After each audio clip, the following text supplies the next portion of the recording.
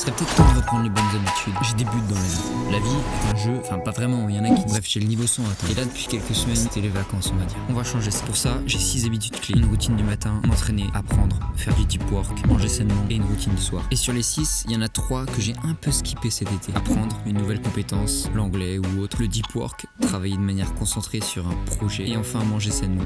Ah, et me coucher tôt et me lever tôt aussi. Donc je m'y suis remis. La clé, je pense, c'est tellement faire bien les choses, tellement tout donner que ça soit presque impossible de pas atteindre son but. De sorte à que si on n'y arrive pas, ça soit uniquement en raison de quelque chose qui dépend pas de nous. Je veux donner tout ce que je peux donner. Alors oui, ça demande de la discipline, c'est pas facile. Mais la satisfaction à la fin de chaque journée est juste dingue. Seul contre mes démons. En fait, j'ai le sentiment d'être dans un combat perpétuel avec moi-même.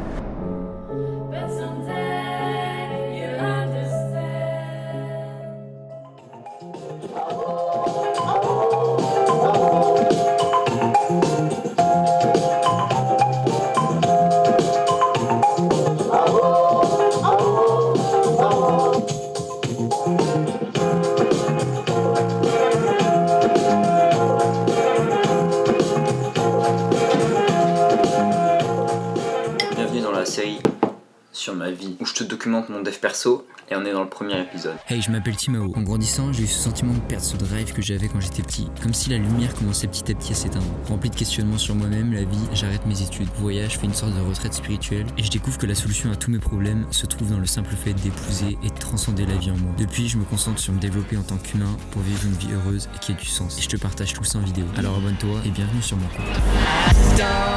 Tu vois, je vois de plus en plus la vie comme un jeu. Ça ressemble vraiment à un jeu grandeur nature. Comme dans tous les jeux, il y a le niveau 100, tu vois, le niveau max. Moi, mon niveau max, c'est ma vision. C'est ce que je veux dans ma vie. Aujourd'hui en tout cas, c'est mon idéal, tu vois. J'en ai déjà parlé pas mal de fois sur cette chaîne. Et donc pour atteindre cette vision, le but c'est de se créer des règles, des habitudes. D'abord de se fixer des objectifs et ensuite de se fixer des habitudes. Et ces objectifs, une fois que tu les as atteints, et bah t'atteins cette vision, t'atteins le niveau 100. Et si tu veux, un objectif c'est un niveau 1, tu vois. En vrai ça fait un bail que j'ai arrêté de jouer aux jeux vidéo. Genre j'ai eu une petite période au collège, mais c'est tout. Autrement, vraiment ça me saoule un peu d'améliorer un personnage dans un monde virtuel.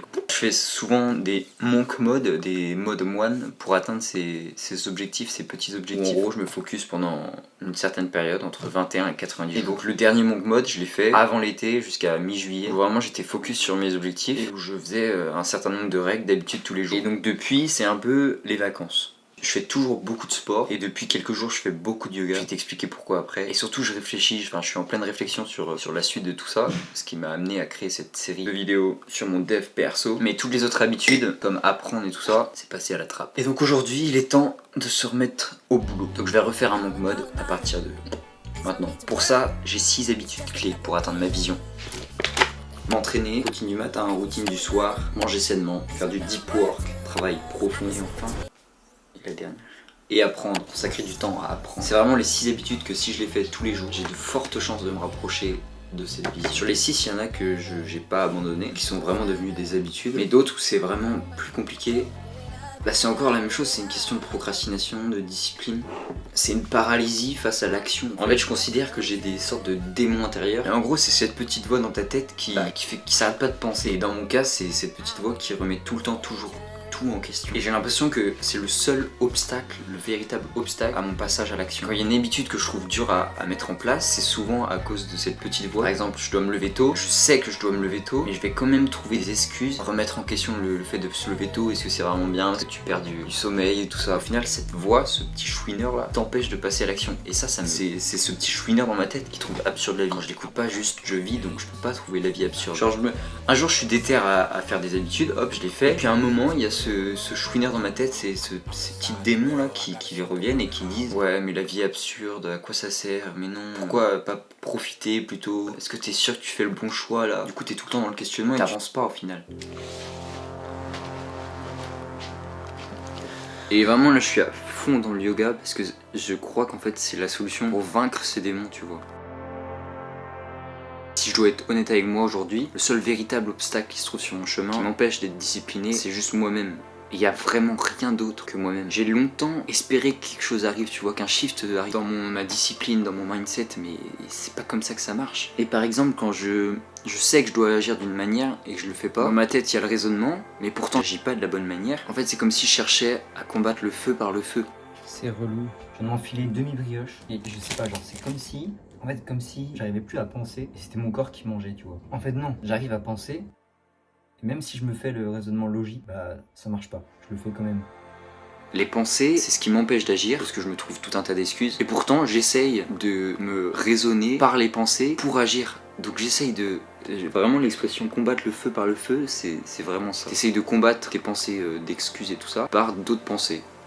Ça n'a aucun sens. Et c'est la même idée qu'avec la théorie seule ne sert à rien. Et c'est là qu'intervient le yoga. Parce que l'idée du yoga, c'est de renforcer son corps et son esprit, donc de lier la théorie à la pratique. Parce qu'en yoga, ton but, c'est d'apprendre à prendre conscience. Genre prendre vraiment conscience, pas juste conscience à travers tes pensées, mais conscience à travers tout ton corps et toi-même. En fait, tu viens maîtriser ton esprit. Pas dans le sens que tu le contrôles, mais que t'en émettes, parce que tu sais l'observer, pas être influencé par lui. J'avais déjà parlé de ça, mais il y a une métaphore, c'est avec un char. Le but du yoga, c'est de reprendre les rênes de son esprit, de ses pensées, recontrôler les chevaux qui partent dans tous les sens, recontrôler tes pensées, ton mental qui part dans tous les sens. Pour plus que ça empêche que ces chevaux aillent n'importe où et qu'ils aillent au bon endroit. Et je me rends compte que ce changement de mindset, je voulais qu'il arrive par magie, je voulais que la discipline arrive par magie. Mais la vérité, si je fais face à moi-même, ça n'arrive pas comme ça. Ça va être dur, il faut apprendre à discipliner ses chevaux, reprendre les rênes. Et pour ça, ça demande du temps, ça demande de l'entraînement. Il va falloir donner du temps, entraîner mon esprit, à travers le yoga notamment, mais pas que, au quotidien aussi, pour reprendre le contrôle de mon esprit.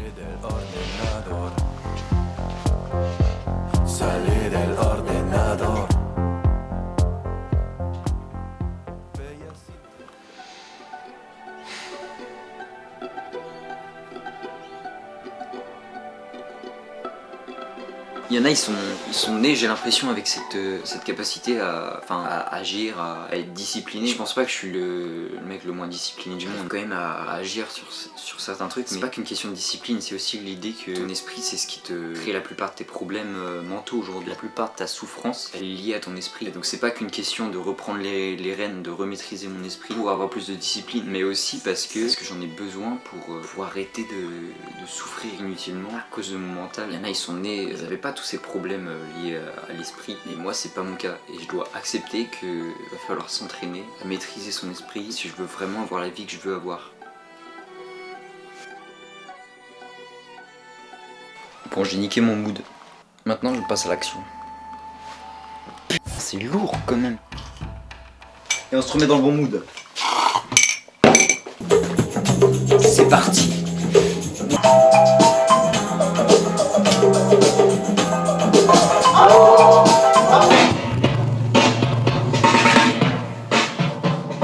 Le monde entier est un cactus.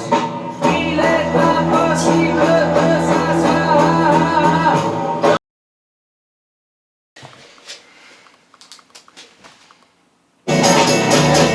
Dans leur cœur.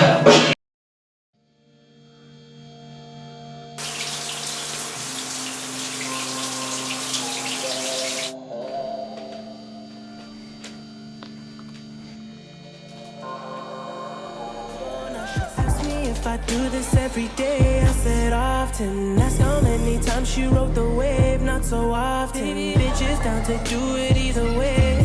Often, baby, I can make that pussy rain. Often, often, often. Girl, I do this often. Make that pussy poppin'. Do it how I want it. Often, often. En clair, la solution à tous mes problèmes, elle se trouve dans la conscience. Le remède à la discipline, le remède à une bonne santé mentale, tout ça, ça se trouve dans augmenter sa conscience. Et le yoga, c'est l'outil parfait pour augmenter sa conscience. L'un des moments le plus propice pour pratiquer le yoga, alors c'est pas une obligation, loin de là, tu peux pratiquer le yoga n'importe quand, mais c'est le matin avant le lever du soleil. Parce que pour eux, c'est le moment qui est le plus propice pour travailler sa conscience. Et en vrai, je suis plutôt d'accord. Parce que j'ai l'impression le matin, quand je me lève avant le lever du soleil, d'être dans un moment, à part un moment hors du temps, tu vois. Il y a personne qui est levé, enfin presque. L'atmosphère est calme, visible, le monde est encore endormi. En fait, c'est juste un moment où j'ai l'impression que mon esprit est plus clair et plus calme. Et donc c'est le moment idéal pour prendre le temps de prendre soin de soi-même, faire du yoga, de faire tous ces petits trucs que je prends pas le temps de faire autrement. Et puis aussi, surtout, se lever tôt, c'est le moyen de se lever avec le soleil et donc de réguler tous ces rythmes circadiens, tout ça, les rythmes naturels de ton corps. Dans mon dernier monk mode, donc la dernière fois que j'étais en mode focus, et ben je me levais sans réveil. Sauf que ça a une limite pour moi. En été, il fait souvent chaud le soir et donc c'est presque impossible de s'endormir à 21h. Et ce qu'il y a, c'est que Cette méthode fonctionne presque à tous les coups, il faut que tu l'as bien mise en place. Mais il suffit que 2 jours tu t'arrêtes que ça casse tout. Et là c'est ce qui s'est passé. Je suis parti un peu en vacances et donc obligatoirement ça a cassé mon truc de me lever naturellement à 7h. Donc là je suis obligé de remettre un réveil. Et en vrai je prends ça pour un moyen de travailler ma discipline. Parce qu'en fait quand tu fais l'effort de te lever tôt pour pratiquer par exemple la pleine conscience, le yoga, prendre soin de toi, ça montre que tu as un engagement, que tu es prêt à faire changer les choses, tu vois. Tu fais preuve d'une discipline personnelle. Ça montre que c'est pas dans le vent quoi, que tu mets vraiment en place des choses pour le faire. Et surtout le matin, t'as moins de distractions, t'as aucun message, t'as aucune notification. Le seul obstacle à ça, à me lever tôt, c'est que j'ai pas mes heures de sommeil. Genre ça arrive que des nuits, du coup tu te couches je me couche plus tard ou alors je me réveille pendant la nuit et j'arrive pas à me rendormir. Ça arrive très rarement. Et quand ça arrive, et ben après j'ai pas mes heures de sommeil. Et à ce moment-là, dans ma tête, je sais pas pourquoi, genre depuis tout petit, si j'ai pas mes 9 heures de sommeil ou mes 8h30 de sommeil, bah ça me saoule. Enfin pas en vacances tu vois, mais quand je suis chez moi et que j'ai pas mes 9 heures de sommeil, ça me saoule. Bon après, j'ai le deep work. Quand j'ai fini toute ma routine du matin, je fais ma session de deep work. Donc ça je l'ai arrêté parce que je travaillais plus, on va dire. Je faisais plus de vidéos, mais là c'est reparti. Et donc tous les matins je me remets à avoir 4 heures de deep work, de travail profond, concentré sur juste créer des vidéos. Et c'est pour ça aussi que je me lève tôt, parce que j'ai besoin d'avoir 4 heures le matin. J'essaie de pas travailler l'après-midi. J'ai la chance de pouvoir décider de ça. Que l'après-midi, je me concentre sur apprendre des choses, aller m'entraîner, aller surfer ou des trucs comme ça, tu vois. Et donc la clé pour un bon deep work, un bon travail concentré, c'est de savoir exactement la veille qu'est-ce que tu as à faire pendant cette session de deep work. Je note tout sur mon carnet pour savoir exactement ce que je vais faire quand je vais me mettre à mon bureau le matin. Et le deuxième point important, c'est zéro distraction. Pas de réseau, pas de message ni rien. Juste t'es focus. Et les petits bonus, c'est mon thé ou mon maté. C'est le moyen pour moi de genre vraiment trouver de la satisfaction quand j'effectue la tâche. C'est la petite récompense, tu vois. Donc là, c'est ce que je vais faire, mon deep work. Du montage pour cette vidéo en particulier. Alors souhaite-moi bonne chance s'il te plaît. Pour faire ces vidéos là, on me le demande souvent, mais je mets genre au moins 3 jours de montage. Allez, let's go. Vacation from my mind.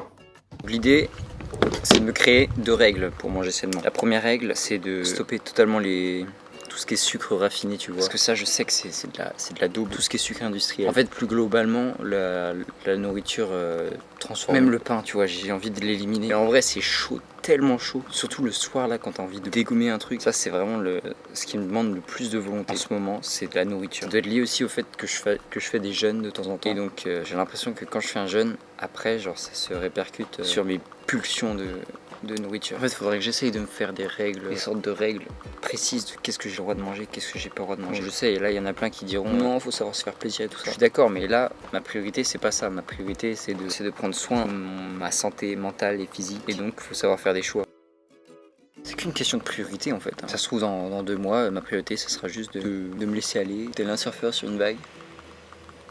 Mais là, ma priorité, c'est autre chose. Là, j'allais commencer à apprendre, ça crée du temps à apprendre. En gros, je me fixe 1 heure où je lis et je prends en note. Ou alors, je regarde une formation ou un truc du genre. Et tout ça, je le prends en note dans Obsidian. Et aussi, j'essaie de consacrer au moins 15 minutes minimum à apprendre l'anglais, apprendre du vocabulaire en anglais. En vrai, je suis trop déter avec cette idée d'apprendre l'anglais. Parce que ça ouvre un large panel de connaissances, mais un truc de fou. La plupart de la connaissance, elle est en anglais. On s'en rend pas compte parce qu'on a l'impression que tout est traduit en français, mais c'est pas du tout le cas. Et aussi, j'aimerais bien apprendre l'anglais parce que j'ai envie de partir un moment en Inde, faire une formation en gros le niveau 2 de formation de yoga que j'ai fait en novembre dernier. En gros c'était le niveau 1 d'être professeur de yoga et il y a le niveau 2 grosso modo. Et le niveau 2 j'aimerais bien le passer en anglais et en Inde. Et pour ça il faut que je sache bien parler anglais parce que je vais devoir donner des cours en anglais là-bas. Je pense pas que je suis nul en anglais. Mais il y a une différence entre se débrouiller à l'école et se débrouiller dans la vraie vie. Donc l'idéal ce serait de partir, mais bon là je peux pas partir plusieurs mois en voyage pour apprendre l'anglais. Donc je me concentre sur améliorer mon vocabulaire. Peut-être aussi que je revois la grammaire. C'est à voir. Ah, et pour apprendre le vocabulaire, je fais sur Anki, une application qui utilise la répétition espacée. Tu vois, en gros, c'est basé sur la courbe de l'oubli. À partir du principe que l'information, si tu la réactives pas dans ton cerveau, au bout d'un moment, elle part. C'est la courbe de l'oubli. Et Anki, ça fonctionne sur cette courbe de l'oubli. Ça te fait réactiver une connaissance un mot de vocabulaire. En fait, ça te le rappelle pile au moment où tu allais l'oublier. Ça marche vraiment du tonnerre. Et aussi, je vais essayer de consacrer 15 minutes à la guitare. Tu vois, pratiquer un instrument, je pense que c'est vraiment un plus dans ta vie. Puis de toute façon, ça me fait juste kiffer, donc je vais le faire. Et autrement, ce que je fais, c'est que je vais marcher, j'écoute des podcasts. Et tout le temps, j'essaie de prendre en note et de le mettre dans Obsidian. Après, dans tous les cas, le fait de prendre en note et le mettre dans Obsidian, ça permet de s'approprier le contenu. Donc, même si je le réutilise pas après, moi, j'ai fait un effort d'appropriation de la connaissance, tu vois. Ça, c'est prouvé que ça permet de vraiment mémoriser mieux. Donc là, on va travailler sur le zen et l'art de sauver la planète. Je te jure, si tu veux un peu t'ouvrir à la spiritualité, pas mal. Et autrement, Jung. Un gars qui a écrit sur Jung, pas un livre de Jung. We're all falling and we need a place to hide. A safe place somewhere in the woods we can start a fire. Ce que j'adore faire avant de lire un livre sur un grand penseur ou un philosophe, tu vois, c'est de comprendre déjà sa pensée à travers d'autres auteurs. Genre écouter toutes les vidéos YouTube qui existent sur cet auteur, lire les livres sur cet auteur, comprendre les concepts clés, tu vois. Bref, et après, tu vois, tu peux lire l'auteur en ayant à peu près des bonnes interprétations. En fait, t'essayes de te rapprocher le plus possible de ce qu'a voulu dire l'auteur. Mais vu qu'on saura jamais vraiment ce qu'il a voulu dire, et ben ça nous donne la liberté de pouvoir faire nos propres interprétations. Et je trouve que c'est ça la philosophie, genre c'est pas connaître par cœur les notions d'un auteur ou quoi, c'est d'être capable de faire sa propre réflexion.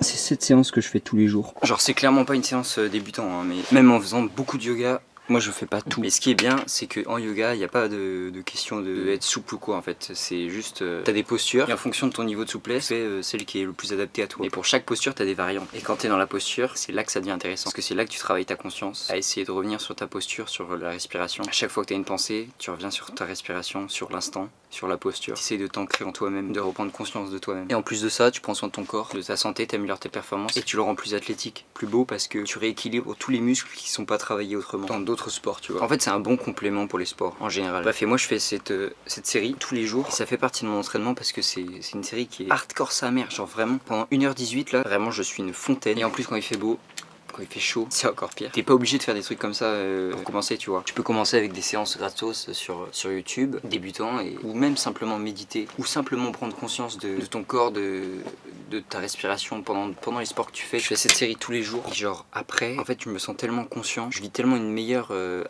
meilleure soirée que je peux juste plus m'en passer. C'est mon entraînement favori pour augmenter ma conscience. Quand j'ai pas de discipline, c'est parce que je suis pas assez conscient, c'est parce que je fais pas assez de yoga. Quand je suis négatif, tu vois, quand je ronchon, c'est parce que je suis pas assez conscient. Sinon je comprendrais que ça a aucun sens, ces pensées négatives, c'est des pensées qui passent. Donc Timao, s'il te plaît, continue à faire cette séance le plus longtemps possible. Please. Ja, sie macht mich verrückt.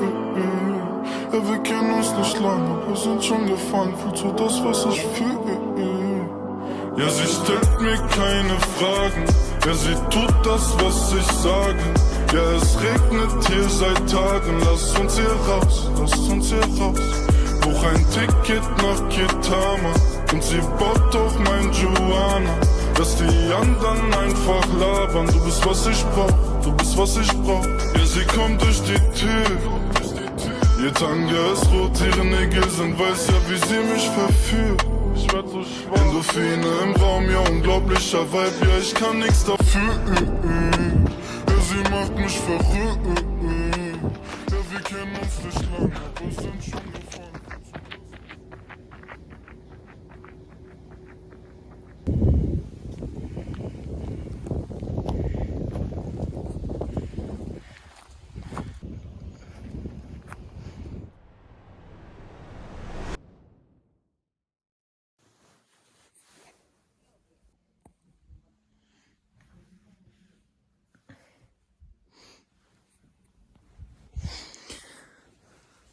Qu'est-ce qu'on fait pas pour des vidéos? Pour m'obliger à me lever, pour filmer. Enfin, c'est moi qui m'oblige tout seul, mais...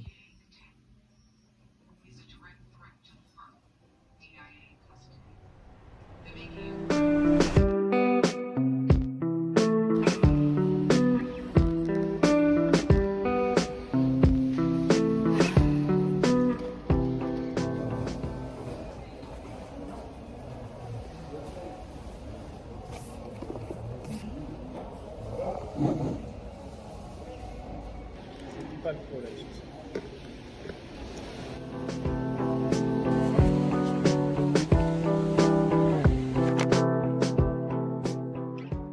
David Goggins, j'en ai entendu parler pour la première fois par des Américains, mais il y a pas longtemps, j'ai écouté un podcast de Eric Flagg où il parlait de David Goggins et notamment de ce livre. Et il présentait différents concepts donnés dans ce livre. Du coup, ça m'a donné vraiment envie de l'acheter. Et David Goggins, il a un concept qui me plaît vraiment, qui s'appelle Take Soul. En gros, littéralement, ça veut dire prendre l'âme. Alors là, prendre l'âme, ça a rien de spirituel ou quoi. C'est vraiment une expression. Enfin, il a donné un nom à son concept. Et donc l'idée derrière ce concept, c'est que tu vois, David Goggins, il a fait la Hell Week, la semaine de l'enfer que les Navy Seals doivent passer avant d'être recrutés. C'est une semaine horrible où t'as des épreuves horribles, des épreuves même qui parfois mènent à la mort. Les Navy Seals, c'est les équipes militaires américaines vraiment... c'est pas des rigolos. Et donc il a fait cette Hell Week, il en a fait 2 même. Mais il a fait plusieurs Hell Week. Et il explique que quand il faisait ces Hell Week, il avait notamment un instructeur donc, qui lui disait qu'est-ce qu'il devait faire maintenant, fait des pompes et tout ça. Et ce qui se disait dans sa tête, c'était qu'il allait prendre l'âme de son instructeur. Pas dans le sens qu'il allait le tuer, mais dans le sens qu'il allait devoir tellement tout donner, tellement montrer qu'il était invincible, qu'il allait aller tellement loin dans l'effort et dans les tâches que lui donnait l'instructeur à faire. Il allait tellement montrer qu'il était invincible qu'à la fin, l'instructeur, il allait changer de regard sur lui et se dire waouh, en fait, ouais, il est vraiment invincible, tu vois. Et ce moment où il y a un shift dans ce que pense l'instructeur, dans le regard de l'instructeur, et bah c'est ça qu'il appelle prendre l'âme. C'est aller tellement loin dans l'effort qu'au bout d'un moment t'es juste obligé de dire ok, bon bah j'ai plus rien à lui donner, il est juste invincible. Le petit problème de ça, c'est que tu joues avec ton ego en fait, tu cherches à un peu renverser l'ego de l'autre, mais tu peux utiliser ce principe de prendre l'âme à toi-même, dans le sens que tu peux voir ce chouineur que t'as en toi qui t'empêche d'agir et te dire que tu vas tellement tout montrer, tout donner, qu'au bout d'un moment ce chouineur dans ta tête il pourra que se taire, tu vois, il pourra que acquiescer le fait que pas cette personne qu'il essaye de te faire devenir, tu vois. Le fait de me dire que je vais tout donner, tellement tout donner, qu'au bout d'un moment c'est presque obligé, qu'il y a un shift dans mon état d'esprit, dans mes habitudes, dans qui je suis. En fait, tellement tout donner pour avoir cette vision, par exemple, que ça soit presque impossible que tu l'aies pas. Parce que quand on y réfléchit une seconde, plus on donne quelque chose, généralement plus on est en mesure de recevoir. Bah c'est pareil avec ta vie. Plus tu donnes d'efforts, de pensée vers quelque chose, plus tu es en mesure de recevoir cette chose. Clap. En fait, je me trompais. C'est pas censé être facile. Retrouver la maîtrise de soi, retrouver la discipline, devenir maître de soi, en fait, c'est pas facile. La clé pour retrouver la discipline, pour retrouver tout ça, c'est la conscience. Et être conscient tout le temps de soi, de ses actes, de ses pensées, ça demande de l'énergie, mais un truc de ouf pour vraiment se réinventer en tant que personne, changer ses schémas de pensée négatifs, pour devenir discipliné, faire preuve de conscience. Plus t'as conscience, plus t'es capable d'être discipliné, de maîtriser ton esprit, d'avoir le pouvoir dessus. Si je veux vraiment reprendre le contrôle sur mon esprit et tout ça, va falloir donner du temps, donner de l'énergie. Parce que la conscience, c'est pouvoir exercer son libre arbitre, choisir la direction qu'on veut prendre dans notre vie. Plus t'as de conscience, plus t'es capable de choisir la vie que tu veux avoir. Mais la conscience, c'est une compétence comme toutes les autres et il faut la développer. Si ton truc c'est que t'as des pensées négatives tout le temps, juste travailler sa conscience, apprendre à les repérer et à faire les pensées inverses pour se réinventer. La première fois qu'on apprend à faire du vélo, on a besoin de conscience, on apprend une nouvelle compétence, on a besoin d'avoir conscience de tout notre corps, de nos pensées, conscience de nous dans l'espace, etc. Avec la discipline, avec tes pensées négatives, pour pouvoir les changer cette habitude, il va falloir faire preuve de tellement de conscience au début. Et franchement, moi je sais que je pars de très loin, je suis sous l'emprise de mes pensées, de mon ego, mais tellement fort depuis tout petit. Et donc là, faire le chemin inverse, ça me demande tellement d'énergie, tellement de concentration. C'est pour ça d'ailleurs que j'ai arrêté les réseaux, que j'ai mis ça de côté, et que je me concentre juste sur créer, poster et puis le reste. Parce que j'ai besoin de toute cette énergie, de toute cette concentration pour développer ma conscience et pouvoir décider qui je veux être dans ma vie. En fait, là, je rentre dans un combat perpétuel avec moi-même pour vaincre en fait cette animalité qui est en moi, ce mode par défaut.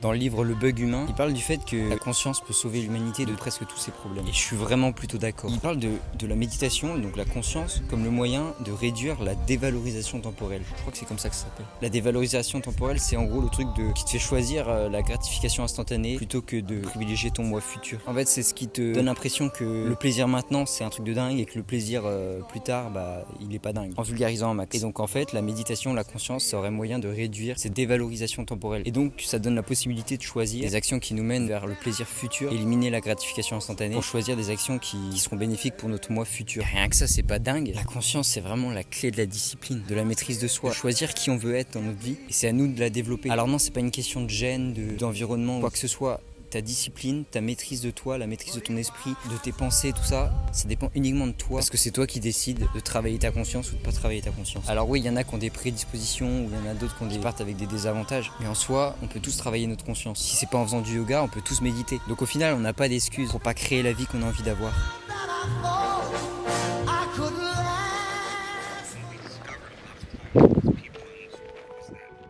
Et donc c'est pour ça que je me suis mis à faire 3 heures de yoga par jour. Il y en a, ils vont dire ça n'a aucun sens. Pour moi ça a du sens, c'est pour ça que je le fais. Outre le fait de prendre soin de ma santé, ok, mais ce qui est le plus important pour moi, c'est de développer ma conscience. Parce qu'avec cette conscience, je peux développer tous les autres domaines de ma vie. Nos ancêtres, ils avaient cette conscience. Ils n'avaient pas toutes les avancées scientifiques qu'on a. Ils avaient cette conscience. Et ils ont développé des méthodes pour la développer, comme le yoga par exemple. Alors je vais pas faire l'arrogant à passer à côté de toute cette sagesse qu'on m'a donnée. Et au moins je fais l'effort d'essayer, tu vois. Plus on avance, plus c'est prouvé par la science. Et c'est ça qui est magique. C'est quoi? Peut-être que mes pensées, le chouineur en moi, ils ont raison. Peut-être que ça sert à rien de se fixer des buts, d'essayer d'atteindre des choses dans sa vie. Peut-être que tout ça c'est futile. Peut-être que développer ma conscience c'est inutile. Je devrais plus passer mon temps à manger des fast-food ou à regarder Netflix. Mais je sais pas, en fait c'est pas ce que j'écoute moi. Ce que j'écoute moi c'est quelque chose de plus profond en moi. Parce qu'au fond, j'ai commencé à comprendre ce qui était vraiment bon pour moi. Pour savoir ce qu'il y a de plus bon pour nous, faut avoir accès à ce qu'il y a de plus profond en soi. Pour avoir accès à ce qu'il y a de plus profond en soi, faut développer sa conscience. Alors maintenant je me dis, n'écoute pas le chouineur dans ta tête, écoute plutôt le sage, le guide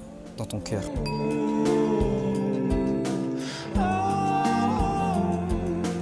Do not spray into eyes. I have sprayed you into my eyes.